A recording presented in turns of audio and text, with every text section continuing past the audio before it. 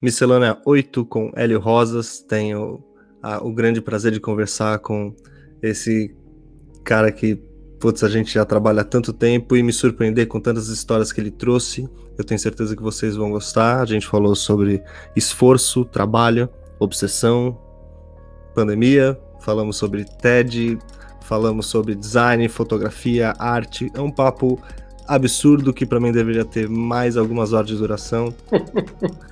E peço, quem estiver assistindo no YouTube, por favor, se inscreva no canal. Quem estiver ouvindo no Spotify, siga. E é isso, bora pro episódio.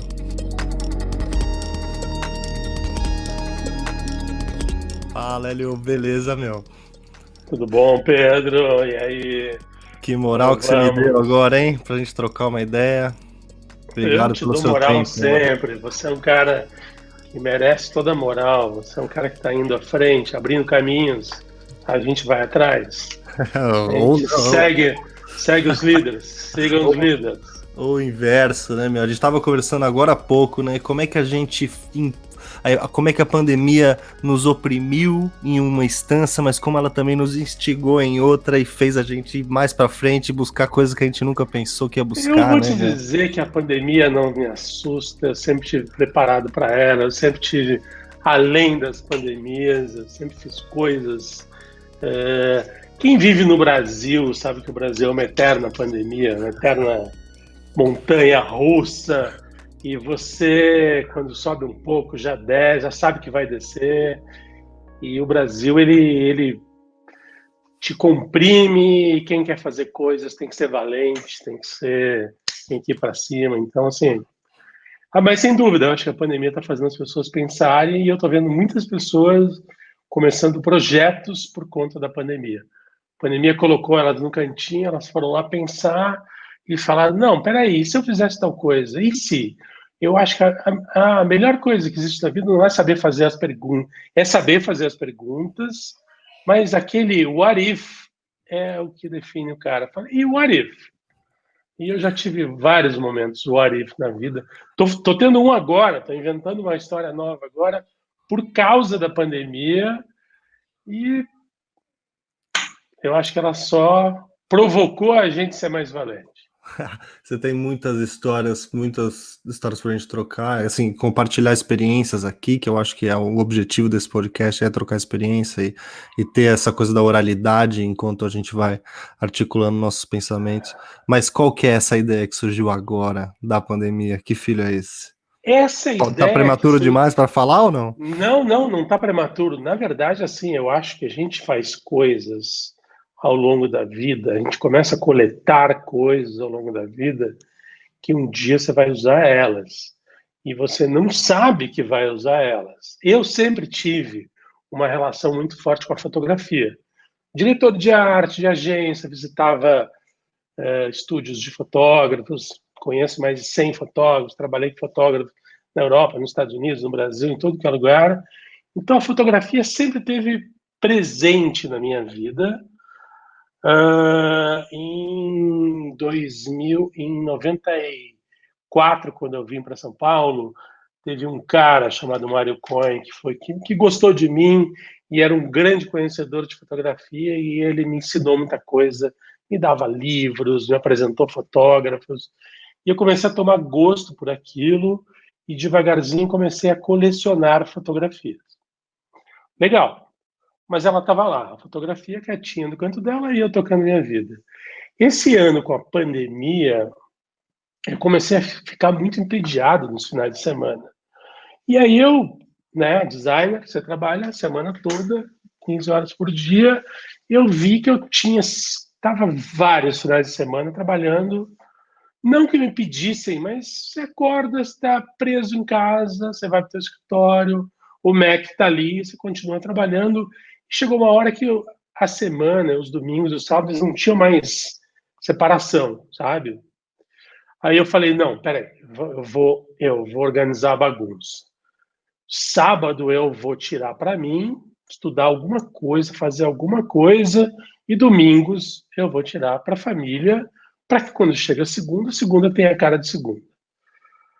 Aí eu falei, pô, comecei assim, a ler meus livros que estavam lá na pilha para serem lidos, comecei a fuçar coisas, falei, pô, preciso criar um hobby, sei lá, vou inventar alguma coisa.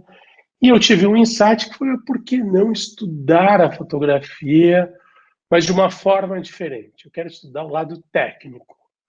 Eu quero aprender do zero, assim, o que é uma lente, o que é um fotômetro, o que é um shutter, o que é cada coisa, quais são aquelas regras que tem, fotometrar, ISO, tudo. Quero aprender assim do zero. Aí minha filha é amiga de uma pessoa muito bacana chamada Oliver Alexander, que eu espero que ele escute esse podcast. Ele é um fotógrafo brasileiro que mora em New Orleans e é um cara que tem deu aula de fotografia, ele tem uma didática de dar aula de fotografia. Contratei ele por um ano para me dar um curso de um ano, todos os sábados, meio-dia às 2. E aí ele desenhou um programa, um curso exclusivo para mim. Ele desenhou uma programação, um roteiro, e a gente começou a seguir aquele roteiro, caderninho, comecei a estudar, e tinha na aula seguinte perguntas da aula anterior, eu tinha que estudar. E eu comecei a aprender sobre luz, sobre enquadramento. A gente foi ver os fotógrafos clássicos, entender o que eles faziam. A gente foi fazer aulas depois, lá no terceiro, quarto mês, aulas práticas com iPhone. E eu fui, e essas aulas que eram uma coisa técnica, começaram a ter conversas que eram teóricas sobre a fotografia na Europa, no século passado, nos Estados Unidos, na Islândia, na Rússia, no Japão, fotógrafo, começamos a entrar no site de fotógrafos. Aí, um belo dia, lá pelo quinto, sexto mês, eu separei, assim, 100 imagens que eu gosto, que eu acho que tem a ver comigo, e o meu professor Oliver começou a me explicar o que era tecnicamente cada imagem, que decisões o fotógrafo tomou, quando ele está na rua, com o equipamento que ele tem, como ele se lida com os imprevistos, ou uma chuva, ou a luz que caiu, ou tem muita luz, ou tem muito sol, enfim, assim, a parte prática de um fotógrafo. Mas caraca, que Bom, curso, hein? e aí Que eu me curso. apaixonei, porque Uau. na metade do caminho, eu comecei a criar um conjunto de imagens meus e uma paleta de cores minha e o meu imagery, como se diz em inglês. Bom, mas eu tô tão apaixonado pelo negócio que eu comecei a comprar algumas lentes. Aí eu entrei no eBay, comprei uma lente, aí comprei uma super câmera que há 30 anos era um objeto de desejo. Fui lá e comprei uma Leica, caríssima, mas eu falei, cara, isso vai me levar adiante. Comprei essa Leica, comprei lentes, enfim. Comprei um equipamento muito sério, que eu não tenho pretensões de ser um profissional, mas eu já não sou mais um amador. Eu estou em trânsito, sou um ser em trânsito. Certo. E aí, um belo dia, eu falei, mas espera aí, eu conheço tantos fotógrafos, eu desenho, eu faço sites, eu faço e-commerce, eu tenho todo o digital na minha mão, como você bem sabe, vou fazer um e-commerce, talvez para esses fotógrafos. E aí eu comecei a cozinhar essa ideia e decidi fazer uma galeria de fotografia. E aí Uou. nasceu uma galeria, está nascendo uma galeria de arte voltada para a fotografia contemporânea, que já tem alguns artistas que já aderiram, e essa galeria vai ser lançada no ano que vem, no mês de março, e a primeira exposição virtual dela vai ser em junho do ano que vem, e a galeria, como um bom designer que eu fui estudar milhares de sites de galeria, comecei a entrar, porque agora com a pandemia, as grandes feiras de fotografia do mundo, a Art Basel, a Paris Photo, a London Photo Digital, a Frieze Nova York, a Frieze Los Angeles, a Frieze Londres, as feiras físicas foram todas fechadas. E essas feiras passaram a fazer mostras digitais, online, que são os famosos viewing rooms. Então, eles criaram um calendário. Então, a Paris Photo, por exemplo, em 3 dias fez um viewing rooms, onde os artistas do mundo inteiro vão lá e mostram seus trabalhos. E o público global do mundo pode comprar essas imagens. É um comércio das feiras, das galerias físicas, que estão, a imensa maioria, fechadas, está migrando para o digital. Mas é engraçado, porque elas migram para o digital com um formato antigo. Como E eu, assim? você vai saber, quando a galeria Ok, surgir, você ok. vai entender. Alright. Essa é a cereja do Ok, bolo. ok, Que daí eu perfeito. falei, cara, mas eu não vou fazer mais do mesmo, eu vou fazer a próxima etapa, eu vou fazer uma coisa pensada pro digital. Vou criar uma experiência digital para você olhar a fotografia, conhecer o trabalho de fotógrafos do mundo inteiro e eventualmente comprar fotografia. Então esse é o A filho que pande- nasce da pandemia. Esse Incrível. nasce da pandemia. Tem um segundo filho, que a minha mulher está grávida também, por conta da pandemia. Está grávida, não por conta da pandemia, está grávida porque ela engravidou. Grávida Mas você. mesmo? A Keka vai Eu não ser. sabia? Parabéns, Pois velho. é, vou Caralho. ser Parabéns. pai no final de janeiro. Pai pela Uau. terceira vez. Sus- Pandemia. Muitos filhos da pandemia, né? Caramba, eu não sabia, velho. Muitos Parabéns, parabéns, de filhos da verdade. pandemia. Não foi planejado, mas estamos felizes. Claro. Estamos felizes, estamos felizes. Claro que sim. As suas outras. Suas filhas já são mais velhas. Que demais, que experiência louca. Eu tenho 2 filhas que eu tenho o maior orgulho porque eu construí elas, assim, eu passei a vida construindo elas. Então, eu tenho uma filha que se chama Júlia, que é arquiteta, que mora em Zurique, e que já é uma arquitetinha que eu acho que está indo super bem, assim, ela tem um DNA terrível, forte, é muito determinada e está indo super bem. E, e a Luísa, que tem 30 anos, é uma fashion designer, eu construí 2 designers, que não basta eu ser designer, construí 2 filhas designers. A Sim. Luísa é uma fashion designer, trabalhou em várias empresas de moda e agora está lançando a marca dela esse ano. E é um outro job pro bono que eu faço aí, ajudar com o branding de uma marca de moda É da muito louco. família. Que incrível. A gente estava conversando antes sobre como o trabalho, ele é uma contradição, né? O trabalho, ele define a gente de alguma forma, pelo menos quando o trabalho é verdadeiro, então você, tipo, você Sim, é um designer, é claramente você. sim, E ao mesmo sim. tempo ele não, mas ao mesmo tempo ele não é o limite disso, né? Por exemplo, a gente já se conhece há tanto tempo e semana passada eu soube que você organizou 2 TEDs no Brasil. Eu falei, como assim? É, E antes da eu gente. não, eu acho que é uma coisa de personalidade, porque o designer, o diretor de arte, geralmente são muito generalistas, né? Sim, E, sim. e precisam ir para o mundo. Mas eu sempre tive uma coisa que veio comigo de fábrica, e eu me lembro que a partir do. Eu, assim, se eu me lembrar dos meus 10 anos de idade, eu sempre tive uma coisa com a questão internacional, eu sempre olhei para o mundo, eu sempre pensei no mundo, tudo que eu faço é pensando no mundo. Eu criei minhas filhas para irem para o mundo. É... Outro dia, um fotógrafo brasileiro me falou assim: o Brasil é uma ilha. Eu falei, realmente, o Brasil é uma ilha, o Brasil é um país tão potente, tão grande, com uma cultura tão espetacular. O mundo olha para o Brasil, a cultura brasileira, a música brasileira, a gastronomia brasileira, mas o Brasil não olha para o mundo. O Brasil não quer ir para o mundo. Você é uma ave rara que está aí, que ganhou o mundo. Mas o brasileiro convencional, publicitário, ele está feliz aqui, ele quer estar aqui. E eu não sei, eu sempre tive isso, eu sempre tive essa fome de buscar coisas além. Então, eu começou com as viagens. Eu tenho uma atração, eu me atrai conversar com pessoas que estão no mundo, eu facilmente fico amigo, eu facilmente coloco elas nos meus projetos.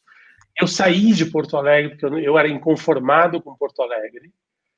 Eu tinha 20 anos de idade, eu achava aquilo nada contra, é uma cidade linda, europeia, limpa, amo, mas eu queria mais, e eu achava que as pessoas estavam satisfeitas com aquilo, fazer o churrasquinho no final de semana, e eu tinha fome de ir para São Paulo, para ir embora. Fui para o Rio, fiquei 8, 9 anos no Rio, fiquei com fome. Falei, mas o Rio, porque chegava lá final de semana, no final de semana as pessoas, elas só queriam ir para a praia, e falavam, gaúcho, e aí, meu irmão, como foi o seu final de semana? O que você fez? Eu fui do MASP. MASP? O que é o MASP, gaúcho? Museu de Arte de São Paulo. Eu pegava um avião para vir no MASP, sabe? Eu tinha uma fome de alguma coisa a mais. Isso me movia, assim. Eu vinha para o MASP, vinha para São Paulo, para as galerias de arte, ia visitar a galeria de arte, voltava no domingo. As pessoas querem ir para a praia, ficam lá torrando no sol, eu achava aquilo boring. E aí o TED foi exatamente por isso. Tem um amigo, Helder Araújo, que é um ser iluminado, é um inspirador, é um maker, é um cara assim espetacular. E o Helder é um cara que, como eu, tem essa curiosidade, e ele ia para um negócio lá nos Estados Unidos chamado TED. E no começo, Isso era quando, Hélio? cara, estamos falando de 97, 98. Uau! Nossa!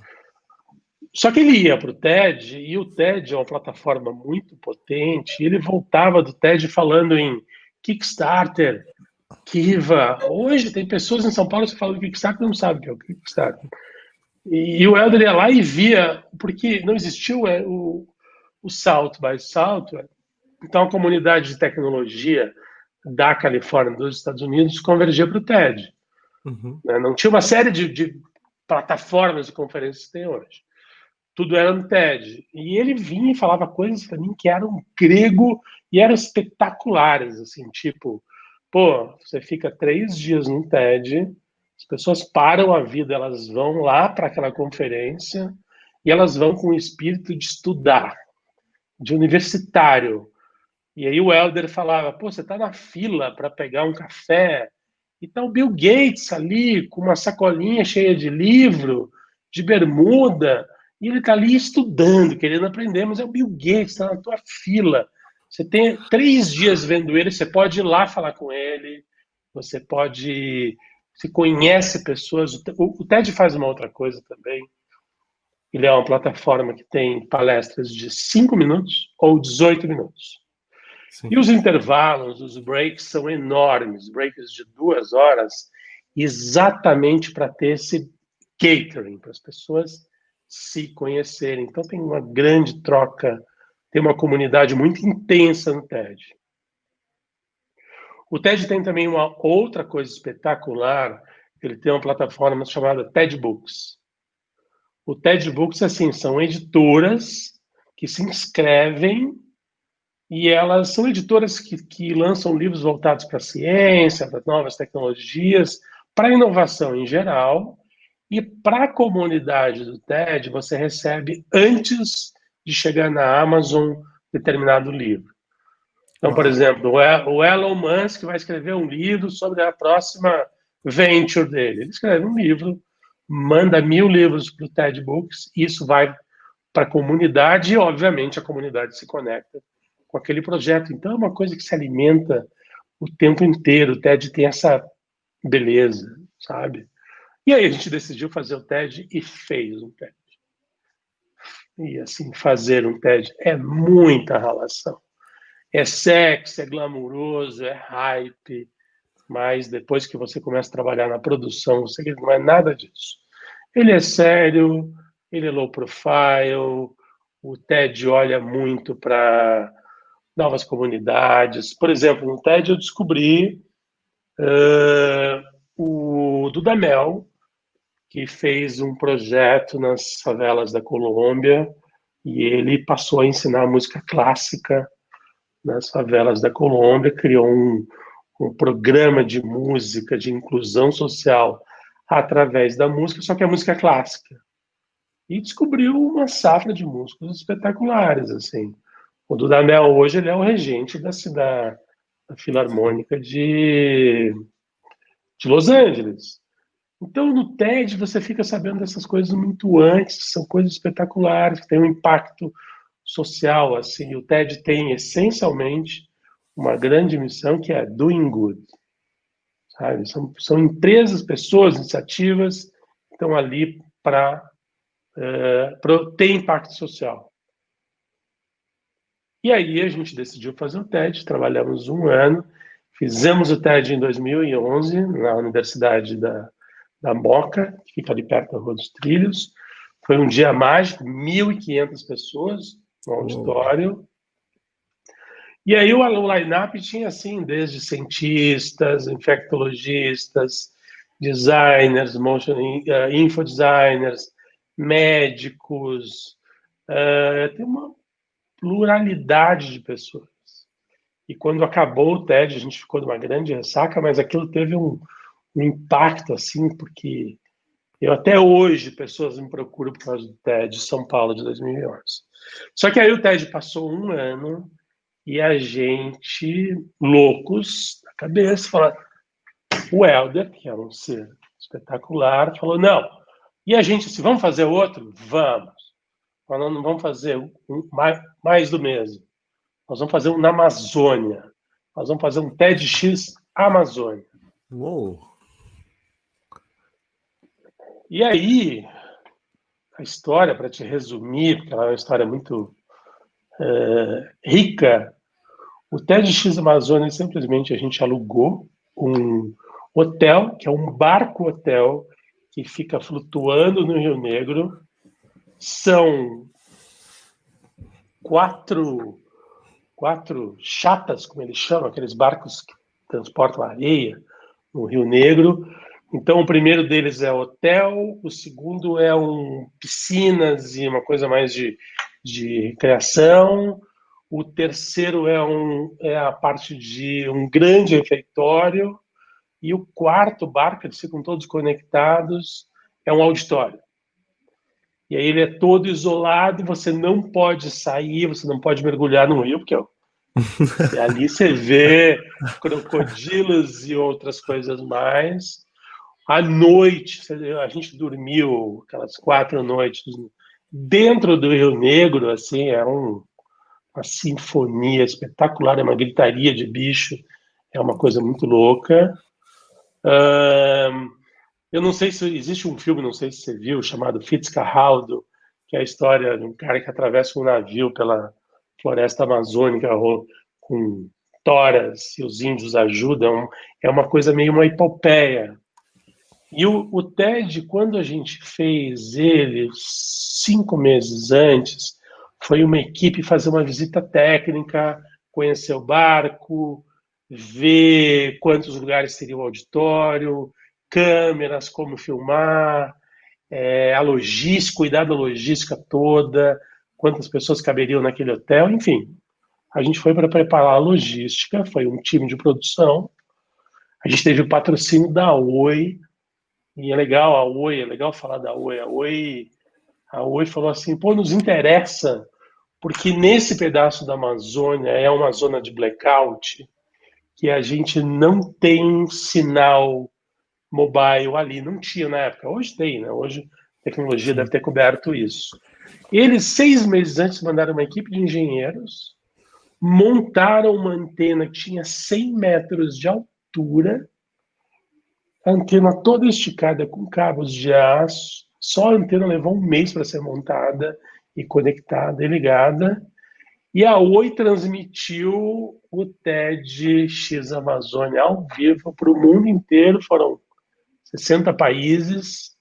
Um live stream que não tinha um live. O Facebook não fazia, não existia o Facebook. O YouTube talvez não tinha live stream. Nem, Instagram não não. existia. As coisas não existiam. iPhone não existia. Smartphone não existiam. Tinha mal e mal um BlackBerry lá, que não pegava. Mas a Oi habilitou alguns telefones lá. A gente levou. Aí o Eduardo Camargo, que na época ele era o head da Colmeia, levou uma equipe com 10 câmeras, levaram 2 gruas. E aí é o seguinte: você chega em Manaus, entra num barco, e o barco vai de Manaus até o ponto que está esse hotel, porque esse hotel estava num, não estava exatamente no meio do canal do Rio Negro, ele estava num afluentezinho que tem que a água é calma, e o barco estava o hotel estava ancorado ali, então você chegava numa ilhazinha, encostava, subia essa ilha e entrava no hotel. Só que no momento que a gente foi realizar o teste, o Rio Negro estava 32 metros abaixo do nível habitual. Então os barcos vinham de Manaus, encostavam nessa ilha e tinha uma rampa de madeira no meio do lodo, do barro, em que as pessoas tinham que subir, os equipamentos subiam, assim, foi uma coisa... Só isso foi uma Um aventura. esforço. Assim. E você via as pessoas descendo dos barcos no barco, com a mochila, mas as pessoas felizes, sabe? Felizes, porque estou participando de uma coisa única. A gente também decidiu convidar todos os realizadores de TED da América Latina. Então, a gente convidou de cada país os producers de TEDs, sem nenhuma exceção. Uruguai, Argentina, Chile, Peru, Bolívia, Costa Rica, Venezuela, Guiana, todos. A gente trouxe gente de todos os países. Trouxe gente da Escandinávia, a gente trouxe cientistas da Europa para falar de várias coisas. E aí, quando o pessoal do TED Global de Nova York soube da insanidade que esses caras estavam de novo fazendo, eles vieram, baixaram aqui, se mandaram para cá. Nossa, porque é muito simbólico, né? Você contando essa história toda, é muito simbólico o TED, E foi. essa organização que traz inovação. Nesse momento, tá na Amazônia, naquela É, época, trazendo esse é, símbolo, trazendo uma e antena e conexão, né? aliás, teve um episódio histórico dentro desse TED que teve um casal de seringueiros que foi dar uma palestra Uau. no TED. Um casal de seringueiros foi dar uma palestra no TED. E eles foram denunciar a grilagem de terra que acontecia dentro da Amazônia em 2011.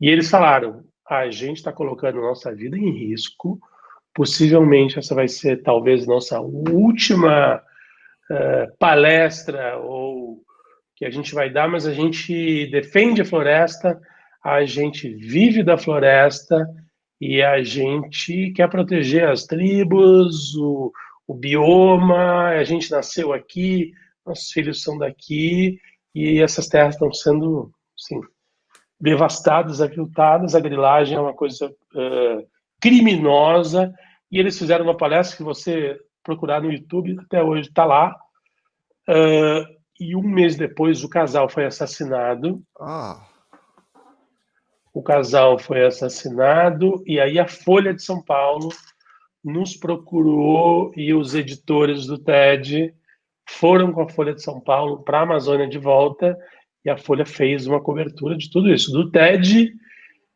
deles, da missão deles e da denúncia deles. A Folha deu uma cobertura espetacular, assim.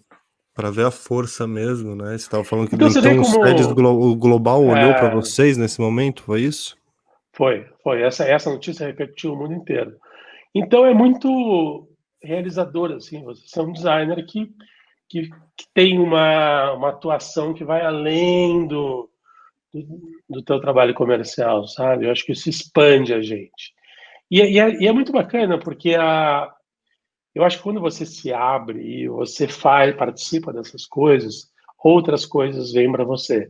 Eu trouxe uma speaker, a gente trouxe uma speaker chamada Zoe Mello, que ela mora há 30 anos, há 25 anos ela mora em Los Angeles, e ela desde sempre trabalhou com designers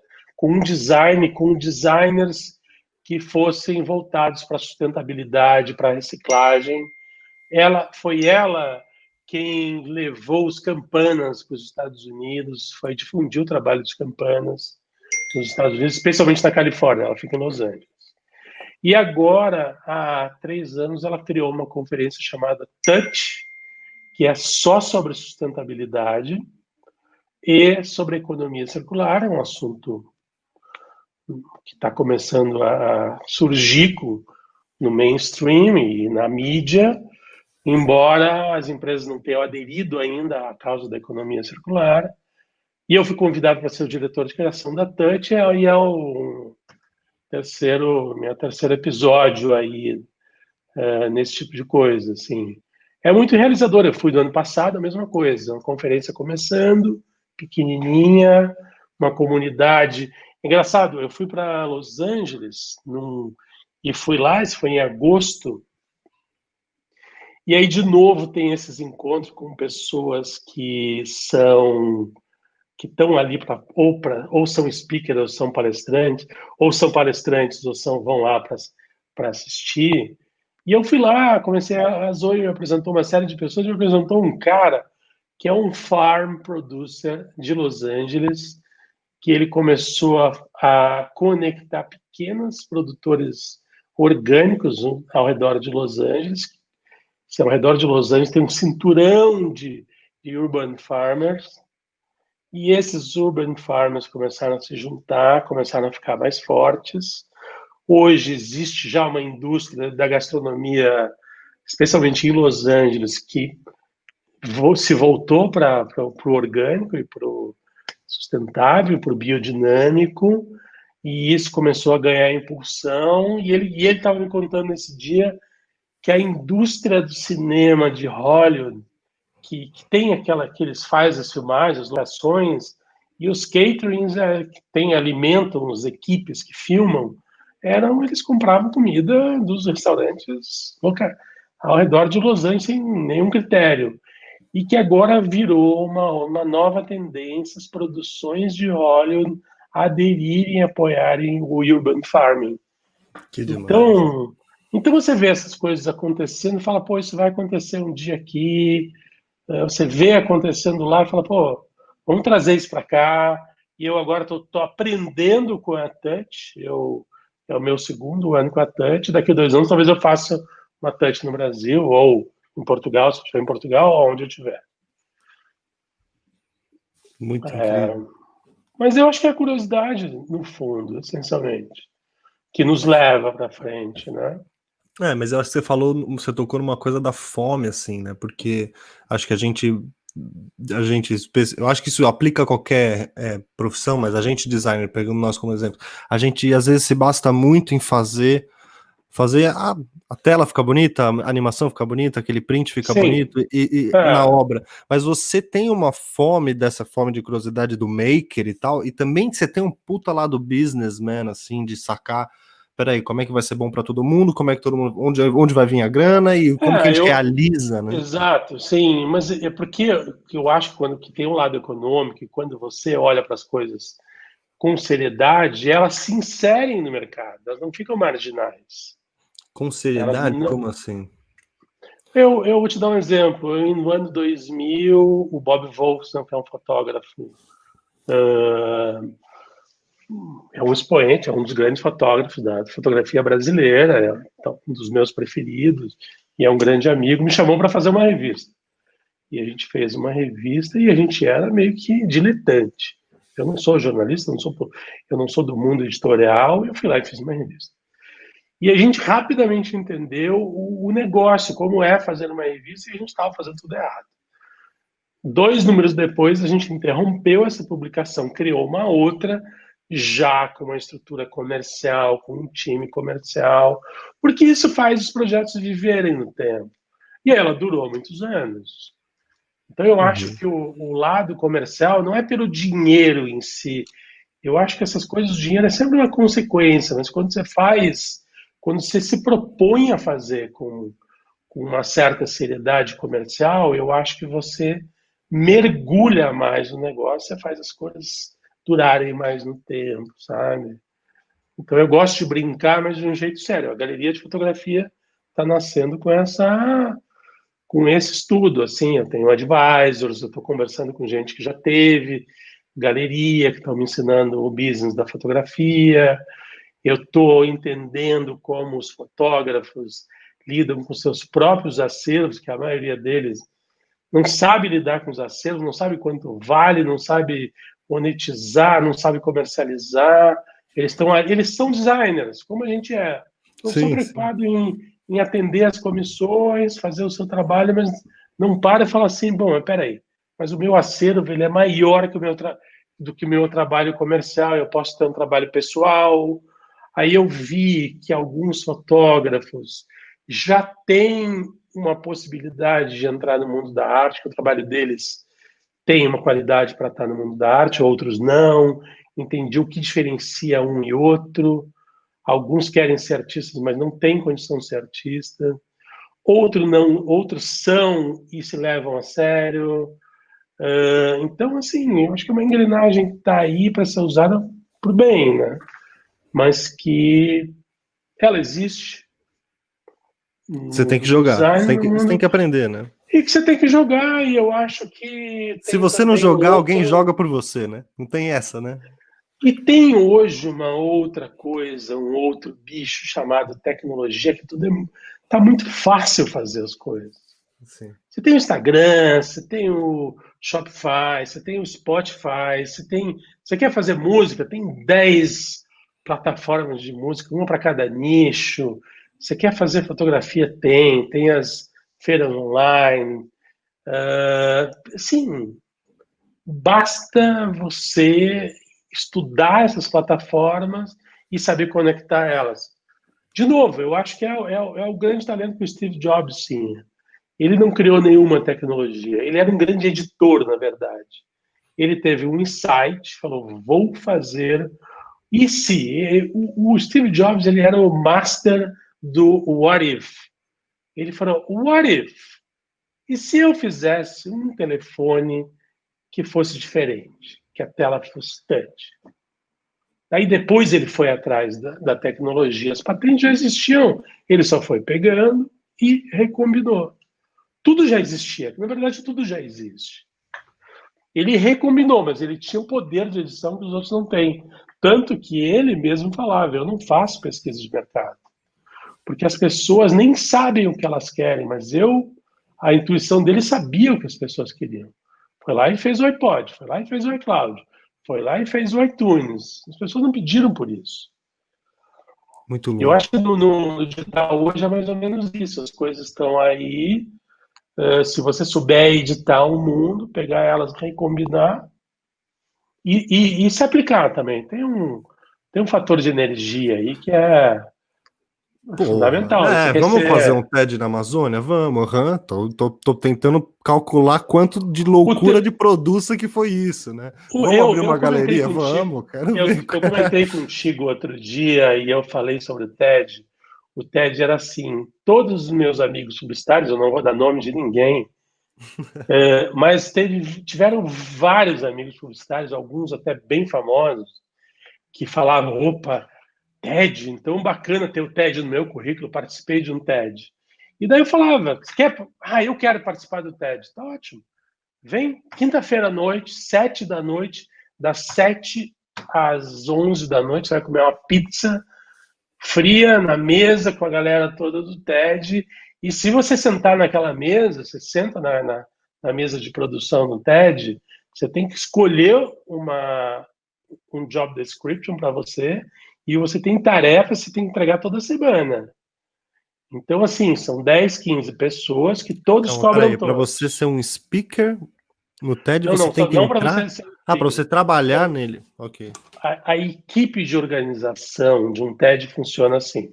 Entendi, Você tem entendi. lá X pessoas que se juntam, um vai cuidar da produção, outro vai cuidar da logística, outro vai cuidar dos vídeos, curadoria todos opinam.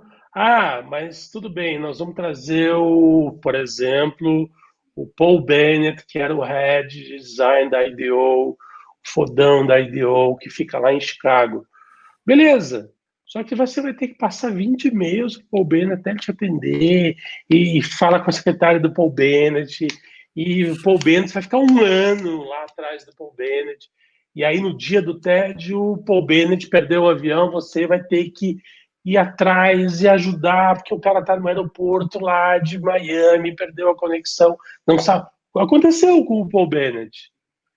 Porra, ele chegou na conexão dele de Miami e não sabia que tinha que ter visto o Brasil.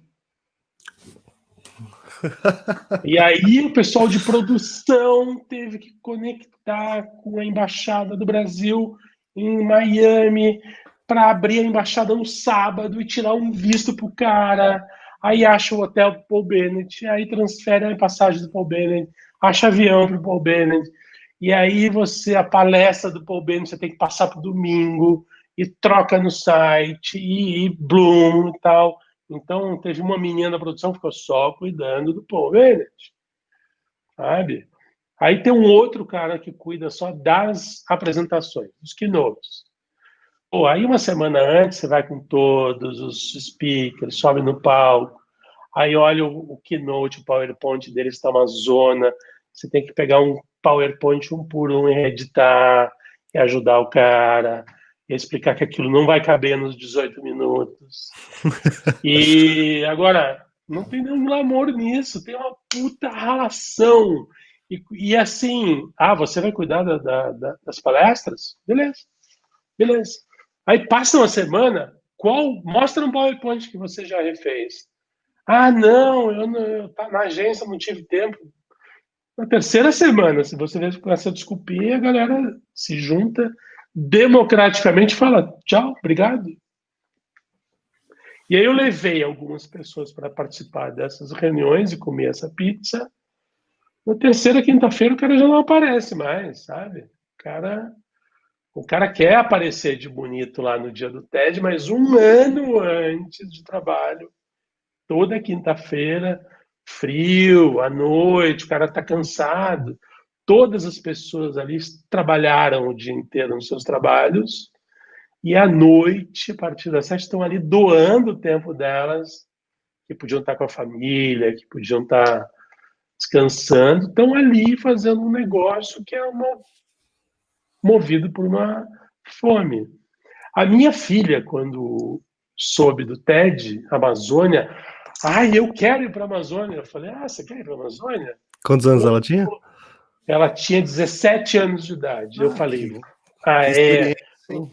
Caralho. Vou transformar essa pequena pessoinha. Eu falei, não, senhora, você vai participar da equipe de produção. Joguei ela na equipe de produção. E ela trabalhou um ano na equipe de produção, pegou o embalo, e foi lindo de ver.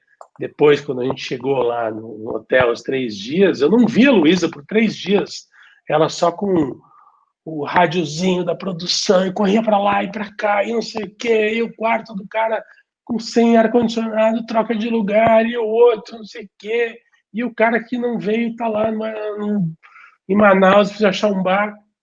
Ela trabalhou os 3 dias, não parou um minuto, mas assim, quando a gente estava voltando, a pessoa estava com um sorriso daqui e aqui, sabe? Trabalhou 1 ano e 3 dias, realizou o TEDx da Amazônia, assim, uma coisa que foi um divisor de águas para ela. A pessoa cresceu, sabe? O esforço, ele torna as coisas reais, né? Acho que a gente vê isso até num trabalho comum, assim, quando o cliente chega e, de alguma forma, ele sente que você botou muita energia naquilo, e quando você não botou, o cliente também sente, mas pegando nosso trabalho, mas no sentido Você sabe que é muito essa semana eu li uma frase do Richard Serra, que ele fala assim, tá até aqui eu até fiz questão de colocar no meu Instagram, porque para mim é uma frase que eu vou levar para minha vida inteira. Ele fala o seguinte: para perseverar e para começar de novo e de novo, você tem que continuar com a obsessão do trabalho. O trabalho vem do trabalho. O trabalho vem do trabalho. Mas para trabalhar, você tem que já estar trabalhando. Em inglês seria to persevere and to begin over and over again is to continue the obsession with work. Work comes out of work. In order to work, you already must be working.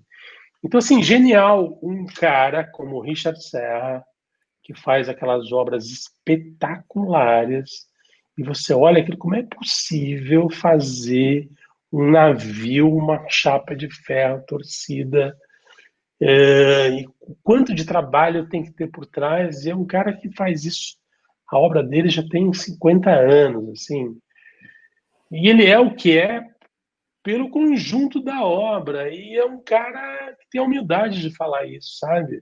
Trabalho vem do trabalho. E quando você está trabalhando, quanto mais você trabalha, mais fácil é trabalhar.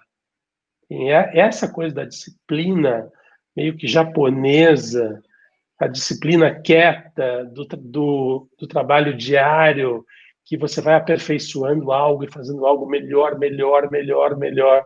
Em inglês, esse constant perfecting, sabe? Essa noção de aperfeiçoar algo é uma coisa que me admira muito. Semana também estava conversando com outro amigo na Europa e ele me falou uma coisa interessante.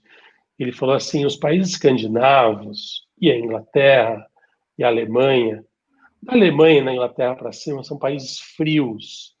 As pessoas têm o inverno é duro, o verão é curto, e são pessoas que, meu, nos finais de semana chove, neva.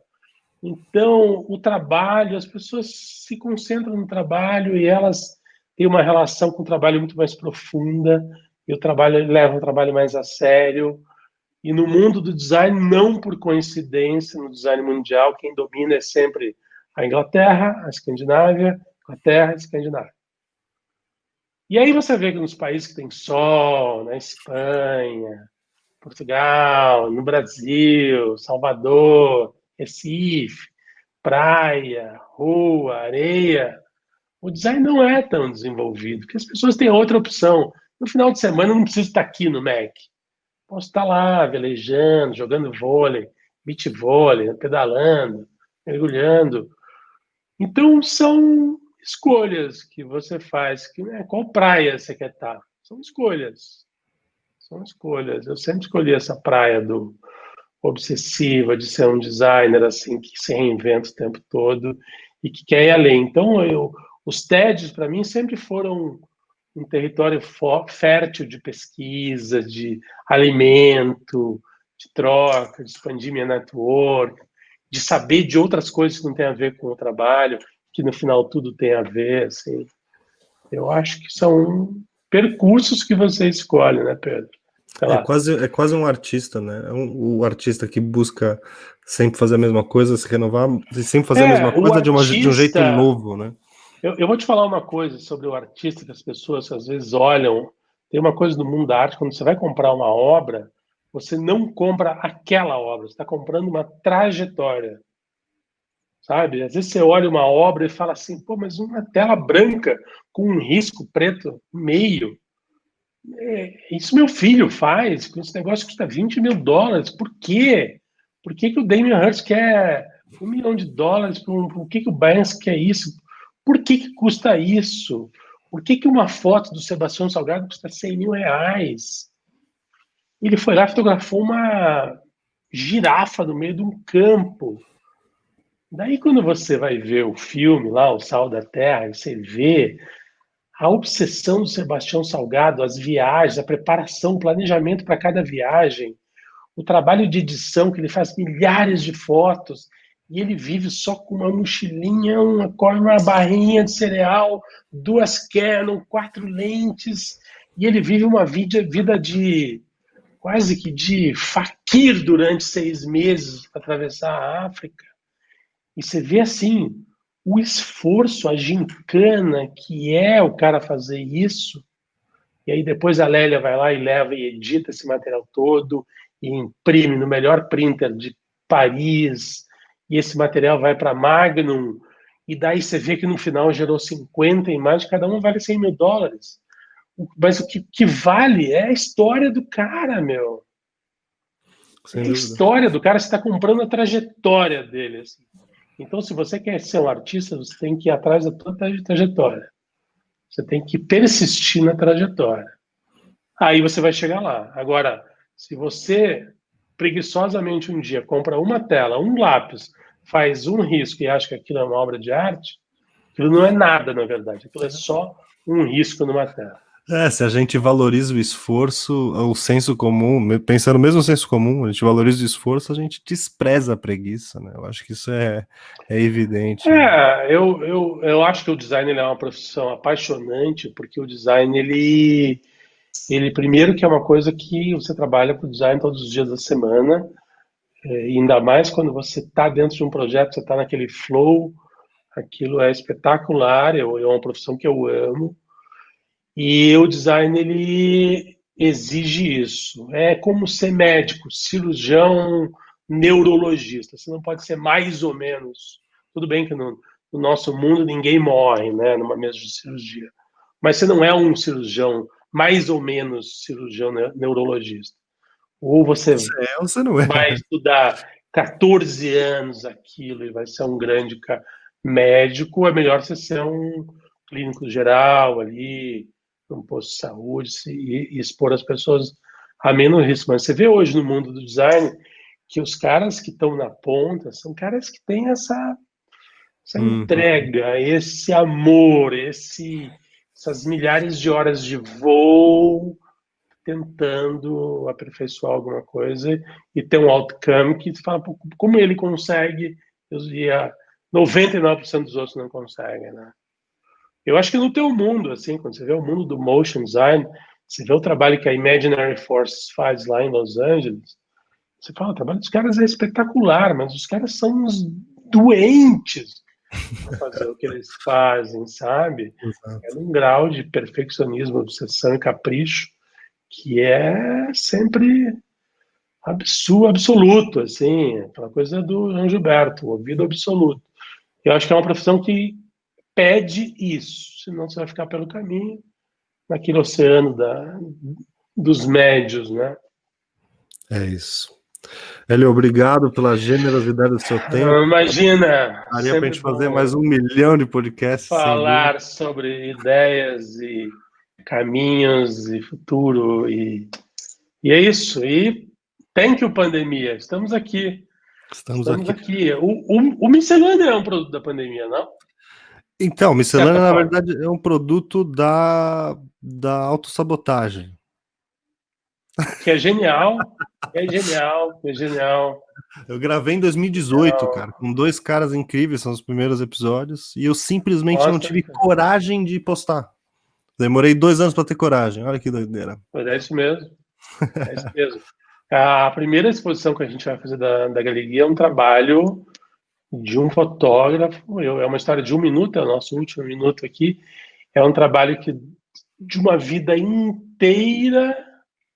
E esse cara, um belo dia, tem que voltar de Nova York, porque, enfim, a namorada dele ficou grávida, ele vai ter um filho, ele vai para São Paulo, e ele traz o acervo todo dele num containers, milhares de fotos em papel, e aí, tipo, 2 anos depois, ele abre esse acervo, está tudo mofado. E eu acho que só isso já seria uma miscelânea com o André Passo falando exatamente sobre esse trabalho. Porra, você me dá essa, me dá o Eu, passo contato aí. eu vou dar um spoiler. Aí, quando ele vê isso mofado, ele acha que acabou a carreira dele, tenta salvar, e aí ele, alguns dias, semanas depois, fica olhando para aquilo lá, em choque, e um belo dia tem uma epifânia e fala assim, mas peraí, o que alimenta esse fungo? Aí ele procurou um amigo que é biólogo na USP, levou uma foto em papel, uma ampliação, e pediu para o amigo colocar no microscópio e falou: o que tem aqui? Aí o cara olhou e falou: bom, tem migalha, tem micro migalhas de pão, de água, de morango, de abacaxi, de café, que você possivelmente comeu em micro fragmentos caíram ali, isso virou uma colônia, essa colônia virou fungo, e o fungo se alimenta disso. Daí ele falou: ah, beleza. Então eu entendi o senhor fungo. Agora eu vou ter uma conversa com o senhor fungo. Aí todas aquelas fotos que ele tinha tentado lavar e limpar, ele pega dezenas de fotos, abre no jardim dele e começa a jogar exatamente esses elementos em cima das fotos. Aí os fungos explodem. Só Uou. que nessa explosão é uma explosão de cores. E ele refotografa essas fotos e vira um trabalho espetacular. Nossa, quero ver esse trabalho já. Você não vai ver já, ninguém vai ver esse trabalho já. Esse trabalho a gente vai apresentar ele em janeiro. Nós vamos divulgar 2 ou 3 imagens e no dia 1º de março vai abrir uma exposição. A primeira exposição dessa nova galeria vai ser sobre esse trabalho. E esse trabalho, isso aconteceu em 2017. Em 2017 foi quando ele abriu esse viveiro e eu estava junto, porque é um amigo, um fotógrafo, que eu convivia, que eu estava no estúdio fazendo um trabalho fotográfico comercial, e um dia ele me chama para o lado e fala: Hélio, dá uma olhada aqui, você que é um cara que já fez revista de fotografia, olha esse material. Daí eu olhei e falei, eu fui talvez um dos primeiros a ver, eu falei, cara, esse material é espetacular. Você tem uma coisa aqui, você tem um recomeço brilhante de arte, não de fotografia comercial. Então, assim como Miscelânea, que era uma coisa que ficou lá marinando e você trouxe de novo, esse trabalho foi isso, o meu trabalho é isso, a fotografia é isso, e eu acho que a pandemia é isso, só para a gente terminar. Incrível.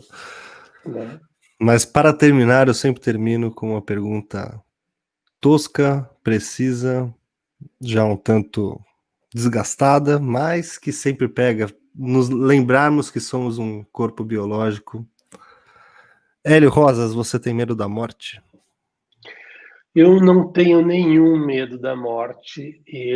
Na verdade, eu tenho 3 filhas e eu já estou preparando minhas coisas para que elas continuem. Não tenho medo da morte. Eu acho que eu acho que o episódio ali no dia deve ser uma coisa de cagar na calça, elegantemente falando. Mas eu não tenho medo, eu acho que se você tiver uma estrada bacana e construir coisa bacana, e filhos bacana, e amores, você tem que ter medo da vida, eu acho, de não viver a vida direito, intensamente. Uou. Termino com essa frase. Essa é a melhor frase para terminar. Hélio, muito obrigado, velho. Super moral. Obrigado você pelo espaço aqui. Sucesso no Miscelânea e nos vemos na estrada. Fechou. Valeu, Abraço, obrigado. Pedro. Valeu. Obrigado a você. Tchau. Miscelânea, substantivo feminino. Conjunto confuso de coisas diferentes. Mistura, misórdia. Abre aspas. Ele guarda uma miscelânea de objetos na gaveta. Fecha aspas.